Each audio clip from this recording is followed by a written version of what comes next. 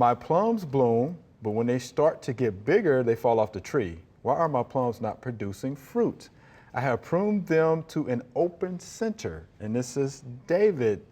Well, Dr. Kelly, he's done the right thing, the open center to get the sunlight down, but as they start to develop and get bigger, they drop off. Well, I wonder what kind of preventive spray program he's doing. Aha! You know, because there's plum curculio that's that the first can cause the drop. So first thing I would say was make sure you're doing a preventive fungicide and insecticide spray program. Fruit trees just have all kind of problems in our climate, all kind of problems.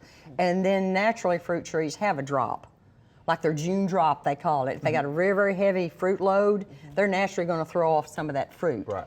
So that, you know, the plant can maintain what it has. So that may be part of what's happening, but I suspect that it's a insect problem. I suspect it as well, the old plum curculio. Yep, it's a bad one. I can hear Mr. D in my head now talking about the plum curculio.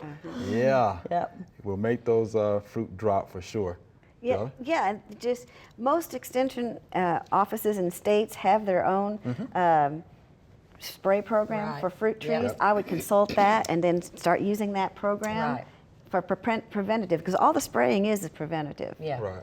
Not curative. Nope. Yeah, but preventative, So we have that, publication, in our office. It's the Fruit Tree Spray Guide, for your trees. I'll be happy to give you one. But So where is he? Does it have a location? Yeah, so we don't know where David is, but if he goes to his local extension office, I'm sure they have a Fruit Tree Spray Guide, for him, because I do think it's the plum curculio that's causing the problem. Thanks for watching. If you liked it, subscribe. We have hundreds of family plot videos for you to view.